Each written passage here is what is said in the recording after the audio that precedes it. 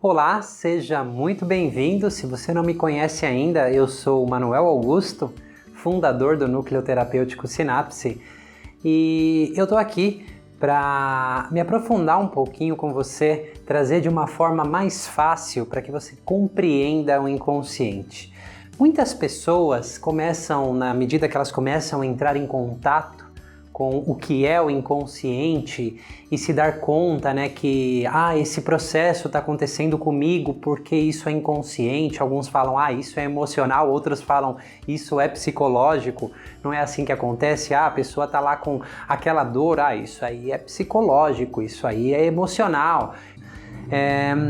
Então a gente vai explorar esse inconsciente em suas complexidades, tá? Eu vou tentar aqui trazer de uma forma bem simples para que você entenda. Nós iremos explorar como as nossas crenças limitantes elas são formadas, de onde elas vêm, como elas são criadas dentro de nós, e claro que também eu vou falar aqui alguns caminhos que você pode começar a transformar tudo isso, tá ok? Então basicamente nesse vídeo eu quero trazer uma ideia, porque eu ouço muito isso ao longo do meu trabalho, dos meus dias atendendo as pessoas em workshops, cursos, vivências terapêuticas. As pessoas chegam a ter raiva do inconsciente e falam, esse miserável desse inconsciente que não está deixando eu ter aquilo que eu quero, não está deixando eu conquistar os meus sonhos, Por que raios isso está acontecendo comigo? Eu estou sofrendo dessa depressão, dessa síndrome do pânico, com dificuldade de prosperar, ou com essa ansiedade, ou eu estou me debatendo aqui porque eu não consigo relacionamentos afetivos saudáveis.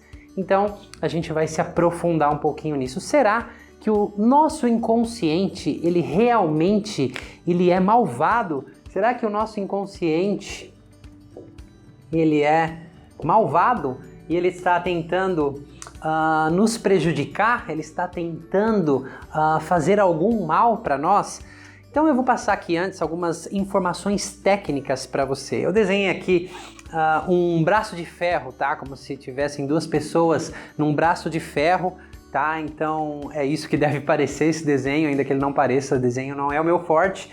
Mas imagine que existe um braço bombado, muito forte, muito potente, contra um braço bem fraquinho, contra um braço aí quase que esquelético, tá? Então é mais ou menos essa proporção de força, além de processamentos de informação, de força dentro de você que tem o consciente e o inconsciente. Então imaginemos que esse braço fraquinho é a sua parte consciente.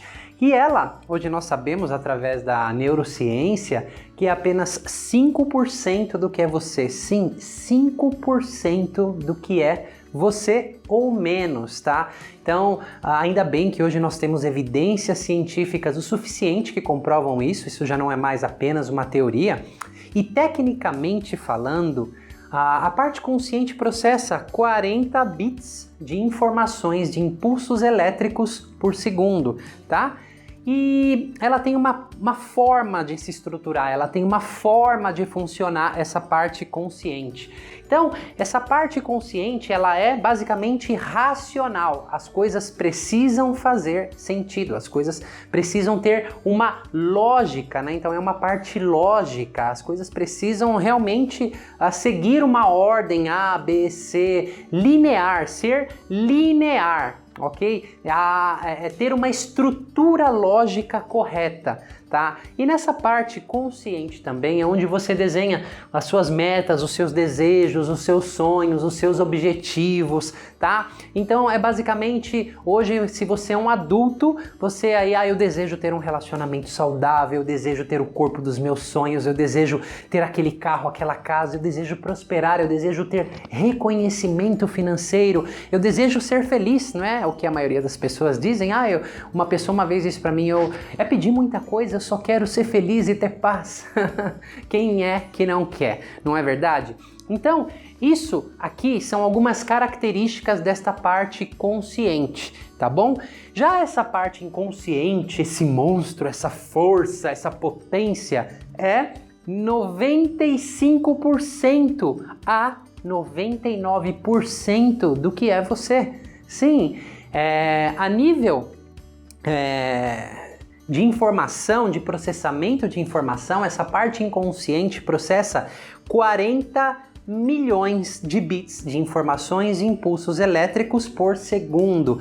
A nível de processamento, se for comparar a parte consciente e a parte inconsciente é 1 milhão de vezes mais poderosa do que a parte consciente a nível de processamento de informações, tá? Um exemplo prático disso é mais ou menos assim, você está aí vendo esse vídeo, mas nesse momento que você está aí vendo esse vídeo, ouvindo a minha voz, você não está prestando atenção na temperatura do seu pé. Você não está prestando atenção como os seus braços estão acomodados, você não está prestando atenção como está a sensação do seu rosto, por exemplo, a temperatura do seu rosto. Você não precisa se preocupar quanto de saliva você precisa produzir nesse momento agora, ok? E tampouco no momento que você está comendo, dependendo do alimento, se precisa produzir mais saliva, menos saliva para você poder engolir aquele alimento e poder mastigar. Você não precisa pensar quanto as suas lágrimas, as suas glândulas lacrimais, os seus olhos, precisam secretar para lubrificar os seus olhos, ou quando você chora, o quanto de lágrimas vai sair daí. Você não precisa pensar em quantas vezes você precisa piscar os seus olhos por minuto, ou por hora. Você não precisa pensar em quanto ar você tem que inspirar, no momento que você tem que expirar, até que o seu corpo absorva todo o oxigênio e leve para todas as suas células.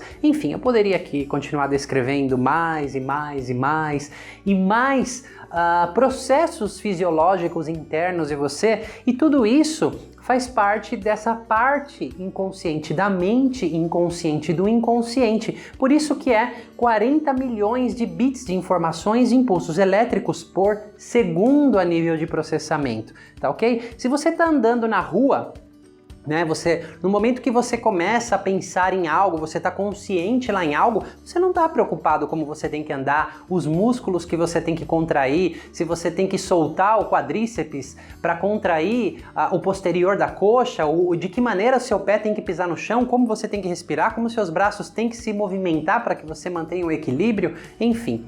Então esse é o inconsciente na sua complexidade. Eu vou explicar aqui algumas diferenças de como ele funciona de uma forma diferente da parte consciente, tá? Tudo isso para mostrar para você, será que seu inconsciente é realmente malvado? E caminhos para você começar a transformar esse tal de inconsciente para você chegar onde você quer, para você ir em direção aos seus sonhos. Porque se você estiver aqui nesse braço de ferro, vai ter um ganhador e você sabe quem é, não é verdade?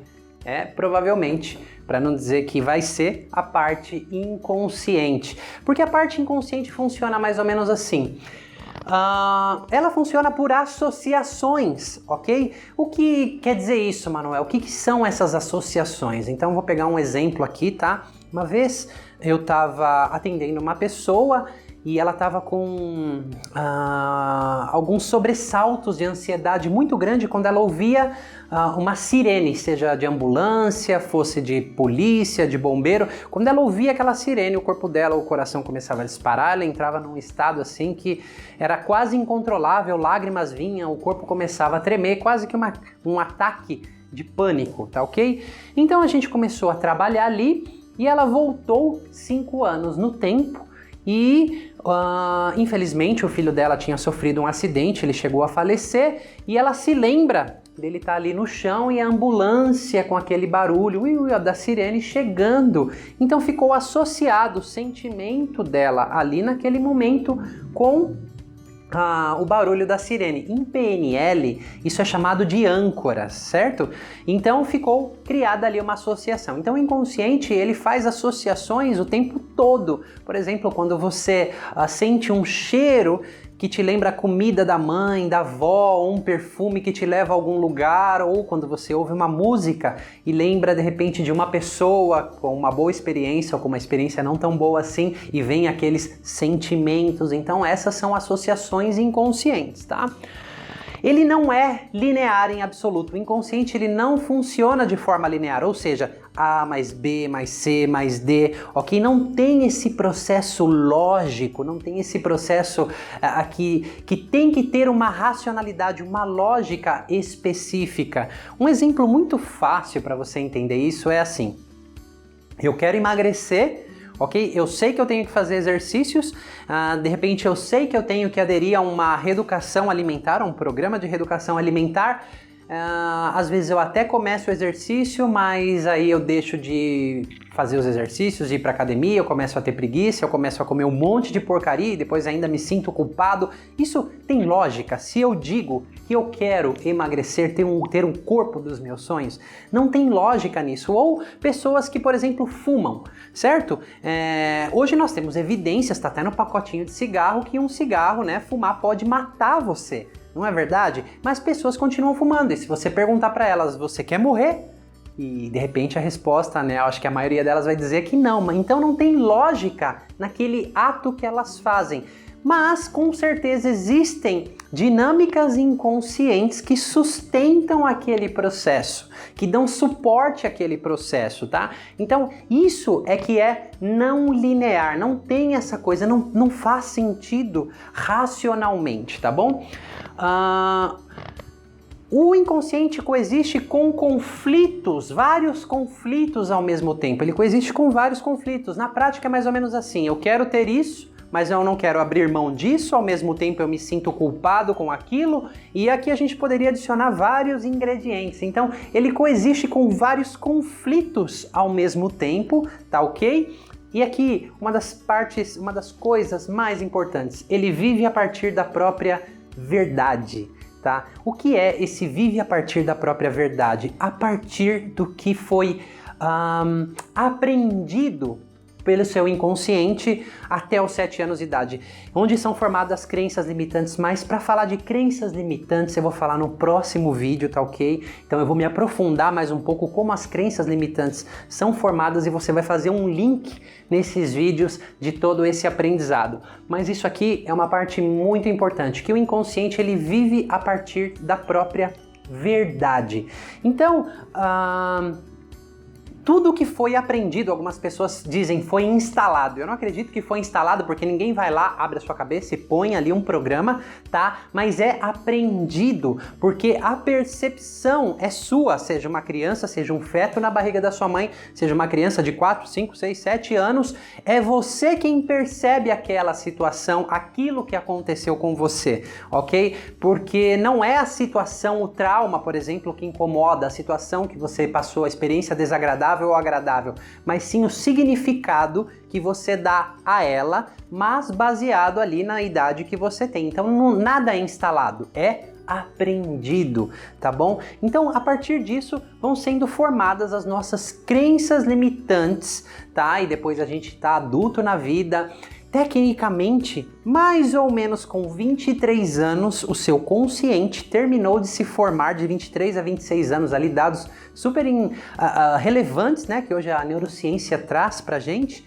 Então, você começa a desenvolver as suas metas, desejos, sonhos, objetivos, porém é uma briga muito constante. Se você quer algo, você quer muito algo e você não está conseguindo, você está nesse braço de ferro aqui, ok? Você está nessa luta interior aqui, né? Brigando com o seu inconsciente, com o que foi aprendido inconscientemente lá, basicamente até os 7 anos de idade, tá bom? Coisas que provavelmente você não tem nem a consciência e muitos dizem isso não é justo, eu nem sei o que está acontecendo comigo e eu formei hoje a minha racionalidade e eu tenho sonhos, desejos, mas eu me vejo patinando na vida, eu me vejo com sintomas, eu tenho preguiça de fazer isso, eu sei que eu preciso fazer aquilo, mas eu não consigo ter forças para fazer aquilo outro, eu não tenho ânimo para fazer aquela outra coisa que eu preciso, então começam a haver conflitos e uma briga interna muito grande. E muitos começam a acreditar que o inconsciente é malvado, que ele é ruim, que ele quer prejudicar você, que ele quer acabar com a sua vida. E olha só o que eu vou falar agora, isso pode trazer mais interrogações aí para você. Porque muitas vezes, aquilo que você declara que você quer racionalmente mudar na sua vida, ok? Por exemplo, assim, eu quero emagrecer, eu tô lá acima do peso e eu digo que eu quero emagrecer, ou eu estou numa depressão, ou com síndrome do pânico, ou não conseguindo prosperar, ou fracassando em relacionamentos afetivos, me apaixonando talvez pelas pessoas erradas, ou só atraindo pessoas que eu não quero. Então, por mais que as pessoas declarem, ok, que elas digam, que elas falem, que elas querem X, P, T, O ou o que seja, de repente, inconscientemente, não é nada daquilo que ela queira. E aquele, por exemplo, estar acima do peso é um ganho secundário, tem ganhos secundários, ok? A pessoa ganha muitas coisas estando acima do peso. O peso pode estar servindo ela de alguma maneira inconsciente que ela não sabe, assim como a depressão, assim como a síndrome do pânico, assim como qualquer outro sintoma, assim como a dificuldade de prosperar. E você vai me perguntar, mas como assim, Manuel? Como que eu posso estar ganhando algo? Lembra que o inconsciente, ele não é linear e ele não é lógico, ok? Ele é não linear, ele coexiste com vários conflitos ao mesmo tempo e vive a partir da própria verdade, tá? Então existem muitos ganhos secundários, coisas que você ganha por estar como você está. Ok? Vamos pegar um exemplo de quem está acima do peso. Não existe uma regra fixa, falar isso é isso, ok? Só explorando junto com a pessoa dá para saber o que está acontecendo, mas muitas vezes o sobrepeso, pode estar protegendo a pessoa, está servindo ela de alguma coisa. Por exemplo, o peso pode estar protegendo ela de adentrar em um novo relacionamento afetivo, porque se ela ficar no shape, aquela menina, por exemplo, ficar no shape, ficar ali magrinha, bonita, ela vai atrair um novo relacionamento e possivelmente, se for do histórico dela, ela vai sofrer de novo que nem já sofreu.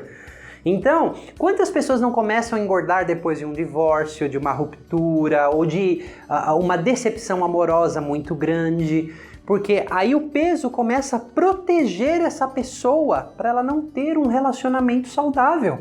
Porque inconscientemente, ter um relacionamento ficou associado lá que é perigoso, que pode machucar a pessoa, que ela pode sofrer tudo aquilo de novo. Então, o peso, nesse caso, está servindo a pessoa e ele pode servir de diversas outras formas. Quantas pessoas eu não trabalhei, o peso da pessoa servia como autopunição, porque lá enterradinho dentro da pessoa havia uma culpa muito grande, uma coisa que ela tinha feito, ou até coisas vindas de dentro do útero, percepções ali que o feto percebeu e se sentiu extremamente culpado frente a tudo que estava acontecendo e buscou uma maneira de se punir ao longo da vida. Pode ser o peso muitas vezes, quantas vezes eu já não trabalhei isso? Eu peguei aqui só o exemplo do peso, tá? Do excesso de peso.